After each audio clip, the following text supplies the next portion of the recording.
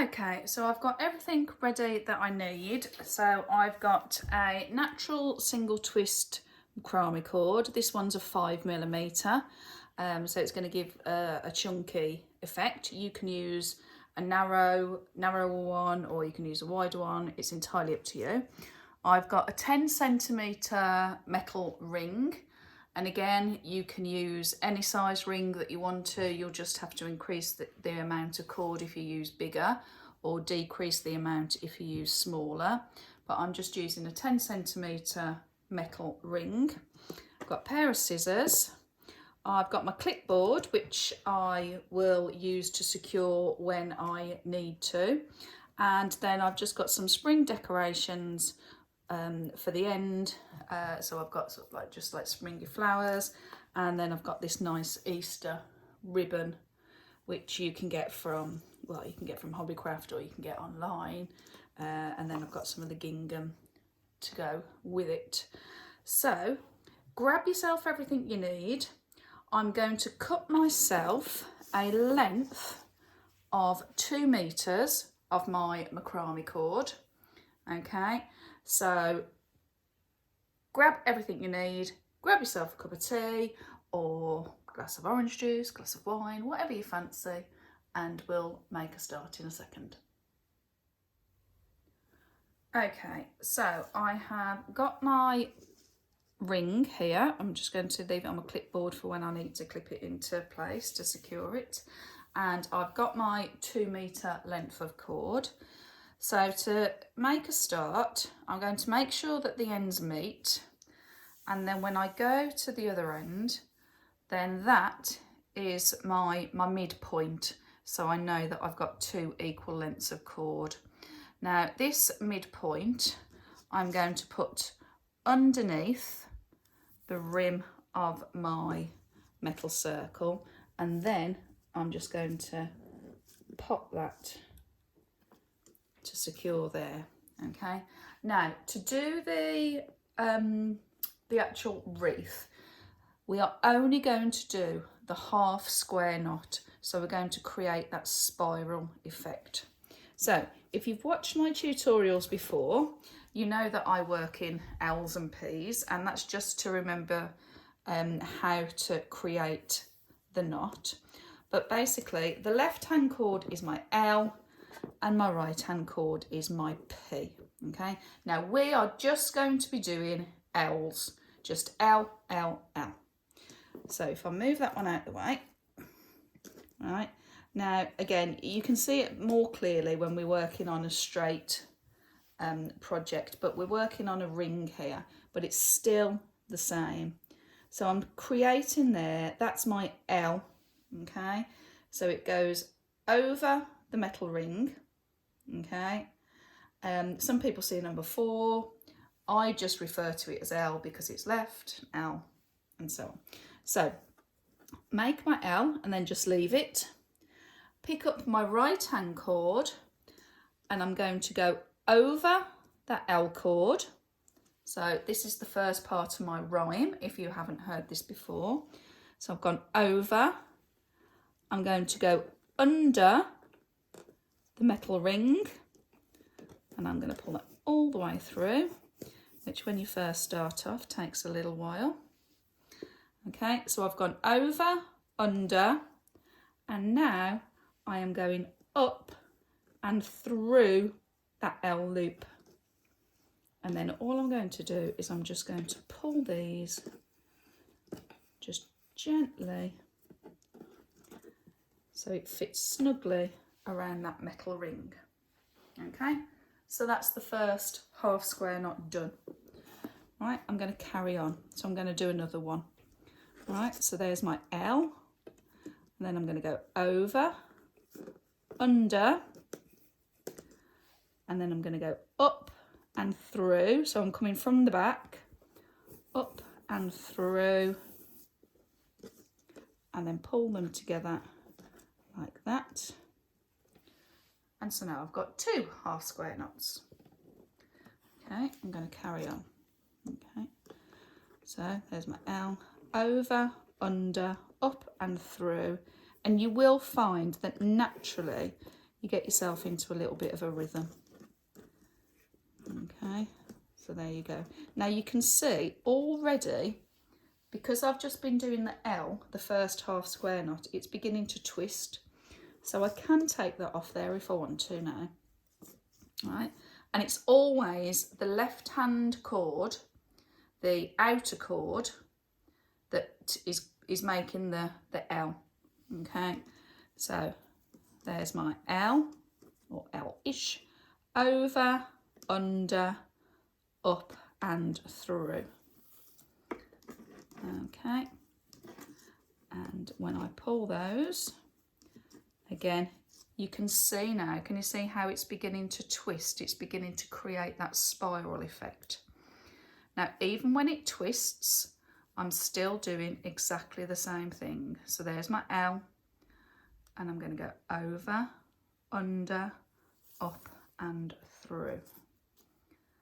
And then just pull those. Okay, and you'll be able to see the spiral developing more. Okay, and the tighter you do it, the tighter your spiral will be. Okay, so I'm going to go so as long as that cord goes over your ring, that one goes over, under, then up and through. Pull them, and there you go. And you're going to continue that all the way around the ring. Okay, so I've got around with that length of cord, and you'll see that I've got the gap here, which is for the centerpiece of the wreath. So again, you don't have to be exact with your measurements. For this, it's just generally how long you want the tail to be. Okay, so I'm just going to cut myself, let's try with 5. So 1, 2, 3, 4 and 5.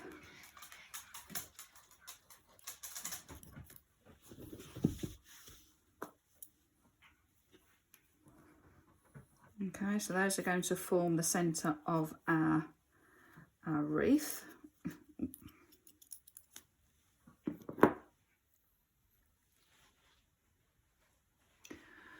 Okay, so I have cut myself 5 lengths of this cord, and I've got myself some of the nice ribbon. Now, there are various ways you can do this, but I am just putting this cord, again, as I did earlier, half and half. So I've just put the cords over the ring. Now, there are various ways you can tie these cords together. You could do a gathering knot or a wrap knot if you would like to, or you could just use your ribbon, which again, I'm just using like a springy colour ribbon. And I'm just going to tie that. So this is how simple and effective this is. And this is how you can adapt this to however you want it to go. Okay, and then I'm just going to shuffle that gap. Just make sure these are all pulled down here. And then again, I'm just going to just tie a bow. Make sure it looks nice and even. That didn't quite. So make sure it looks nice and even. Now you could do a double bow if you wanted to. I'm just going to leave it like that for now. Okay, and then I've just got some decorative flowers, and you can put them at the bottom, you can put them all the way around. Again, how you decorate your wreath is entirely up to you. Okay, what I am going to do is I'm just going to shuffle that bit further there so the stalk of that flower can go through. And then if you wanted to make it extra secure, you could always just put a blob of glue just to hold it in place. And then what I'm going to do is, because this is single twist cord and it looks nice when it's all frayed out, I can trim that, and I can just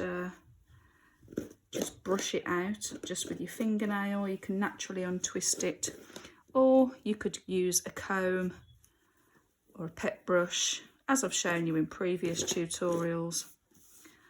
And there you go. I think I might just have a little bit of a mess with that bow because I've just done it quickly for the tutorial.